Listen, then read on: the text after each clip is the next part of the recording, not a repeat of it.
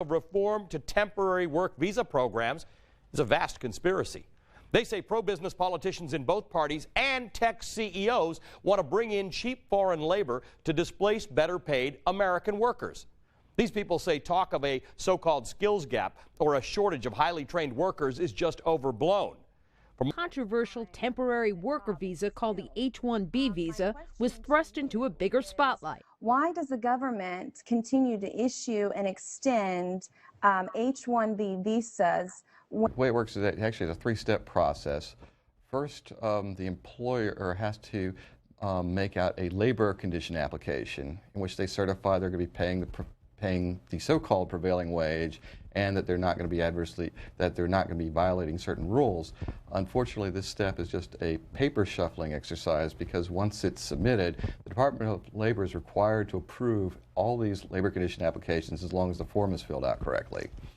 Then, when that's approved, and you can pretty much guess it will be automatically approved, they submit the actual visa petition to USCIS, and if they approve it, then they go to the State Department to get the actual visa.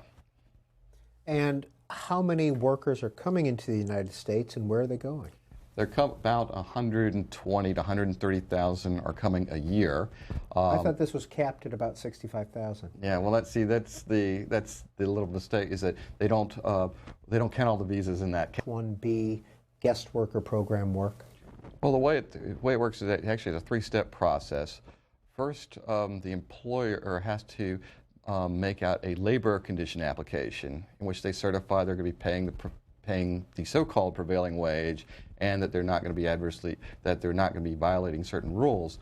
Unfortunately, this step is just a paper shuffling exercise, because once it's submitted, the Department of Labor is required to approve all these labor condition applications as long as the form is filled out correctly. Then, when that's approved, and you can pretty much guess it will be automatically approved, they submit the actual visa petition to USCIS, and if they approve it, then they go to the State Department to get the actual visa. And how many workers are coming into the United States, and where are they going? About 120 to 130,000 are coming a year. I thought this was capped at about 65,000. Yeah, well, that's Tata Consultancy. What is that? Tata Consultancy is a division of Tata, which is like India's Mitsubishi, but they are in the business of moving jobs out of the United States to India. And so what we've seen, what the H-1B program has done, is created the business of importing foreign workers and moving jobs overseas.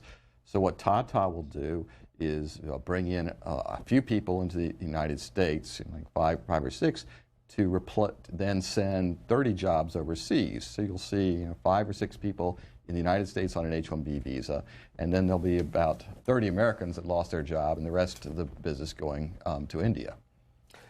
William is calling from Minneapolis. William, you're on the air, independent line. Thank you, Peter. I like you very much, but I think you really got to make an effort to get the more callers there. Michelle, you know what? You are absolutely correct. Okay. I like you. Michelle, I don't usually agree with you on things, but I have to agree with you on this. I like to think skilled workers is held by H-1B visa holders. It says that most of these folks come from India. You can see there that the vast majority of H-1B employees come from India, and then China is next in the line. And then who is employing them? And these are some groups that, at the top that maybe we haven't heard of. And it begins with Tata Consultancy Services Limited and Cognizant Tech Solutions U.S., the two biggest employers of these H-1B, and I want you to address that. We have, I think, one more chart. Nope, that's it. Yeah, we have one more chart, and this is the jobs that the H-1B visa holders are holding: systems analyst, programming, computer related, and then university education, electrical education. But Tata Consultancy, what is that? Tata Consultancy is a division of Tata. Article just recently in a newspaper where the writer was saying that paying someone $13.59 was an absurdly high wage. I mean, the person could barely make it by on that, and that was for agriculture work. Kerry is in Canton, North Carolina, Republican line. Kerry, where is Canton? Is that in the Raleigh-Durham area? No, that's right beside Asheville, Biltmore House area. Yes, sir. Western North Carolina. Okay. Up in the mountains. Okay. Go ahead. Michelle, my best friend would be so jealous that if he could just even know that I get to talk to you this morning. Oh, well, good morning. Being that said, I've got pros and cons on both sides of this. Sure. I can listen to the Democratic Party and some of the Latino groups, and they say, well, we're pretty much trying to blackmail the country into accepting amnesty. But on the other hand, I can see a man from San Salvador having to walk 2,000 miles across. Pretty much covers 99.99% of Washington, doesn't it? Exposed how Beltway crap weasels cooked up the Gang of Eight's comprehensive immigration reform. Everyone in Washington pretends to agree America's immigration system is broken and needs to be fixed. John Miano. Well, it's interesting that you mentioned that because somehow we've been sold that this bill would actually reform the immigration system. In reality, comprehensive reform didn't reform anything. And that's how essentially Washington works, that they've distracted the public by creating a bill that doesn't reform immigration, calling it immigration reform, so there's absolutely nothing out there to reform immigration. And one of the obvious examples of that is the bill that created the current immigration system in 1952 was 120 pages long.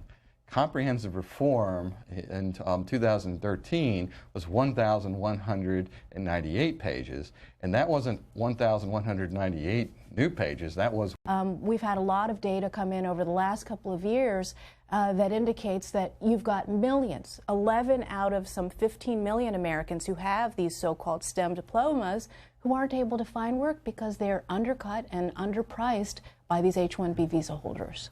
The numbers are going to be up on the screen if you'd like to participate in our conversation with Michelle Malkin and John Miano, co-authors of Sold Out, How High-Tech Billionaires and Bipartisan Beltway Crap Weasels Are Screwing America's Best and Brightest Workers. Michelle Malkin, my guess is that crap weasels was something that you put in the title of this book. Yeah. What is a crap weasel?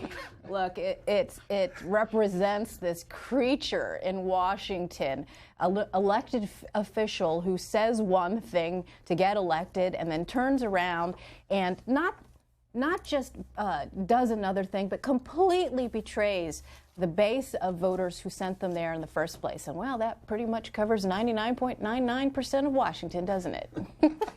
Premise on the part of both big business and big government cheerleaders for the program that we need to bring in we need to have this huge pipeline, and it needs to be increased. And in some cases, many of these political crap weasels, as I call them, that's what the subtitle is of the book, the bipartisan Beltway crap weasels in Washington who cut all the backroom deals to do things like what John said, to have the unlimited number of people coming in under the H1b program who are hired by academic institutions and research institutions. And it rests on this presumption that there are not enough American high-skilled workers doing this job. And we trace the history of a lot of the advocacy research, much of it which was born inside the government bowels, to bolster this claim that there were not enough native-born and the little mistake is that they don't count all the visas in that cap. So there's a base cap of 65,000.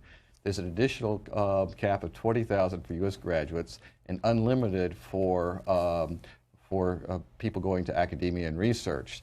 And the reason why they say do it that way is because you can say, oh, we've been capped for all these years. Well, in reality, the number of visas has more than doubled since the 1990s. In your book, Michelle Malkin, you write, the manufacturing of a crisis, there is no STEM shortage. We repeat, there is no STEM shortage, STEM, of course, being science, technology, engineering, and math.